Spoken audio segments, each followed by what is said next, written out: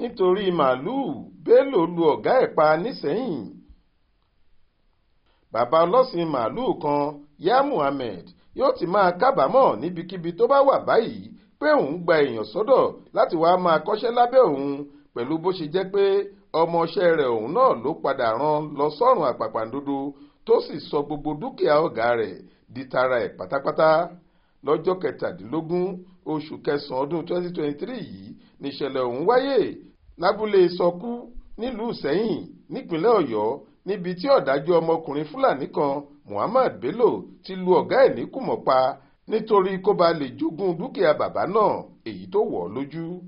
Àwọn nǹkan ọ̀sìn bàbá ọ̀hún, nínú èyí tá a ti rí ogún màálùú pẹ̀lú àgùntàn 14 ní Jagunlabi kọ́kọ́ kó lọ sọ́jà láti tà, ṣùgbọ́n ní Kárà, ìyẹn ọjà ẹran nílùú Ìṣẹ́yìn, làwọn ọlọ́pàá ti hé síkún níbi tó ti fẹ́ ta àwọn nǹkan ọ̀sìn ọ̀gá ẹ̀.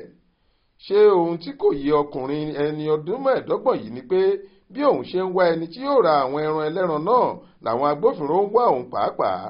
Gẹ́gẹ́ bí SP Adéwálé Ọ̀ṣífẹ̀sọ tí í ṣe alukoro iléeṣẹ́ ọlọ́pàá ìpínlẹ̀ Ọ̀yọ́ ṣe fìdí ẹ̀ múlẹ̀ fáwọn oníròyìn lọ́jọ́ Ẹtì Friday ọjọ́ 22 oṣù kẹsàn-án ọdún 2023 yìí, bí Bello ṣe ń fi àwọn màálùú náà wẹ́lọ̀ káàkiri ní Kárà làwọn kan ti ta àwọn ọlọ́pàá lólobó.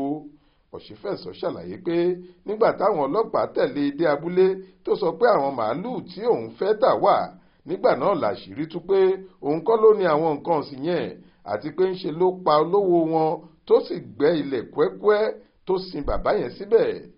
Òun pẹ̀lú kùmọ̀ tó fi lu ọ̀gá ẹ̀ pa ti wà lákàtà wa báyìí fún ìwádìí síwájú sí i, gẹ́gẹ́ báwọn ọlọ́pàá ṣe wí.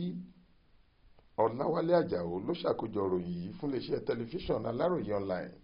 Faith Adébọ́lá ló kà á sétí ìgbọ́ yín.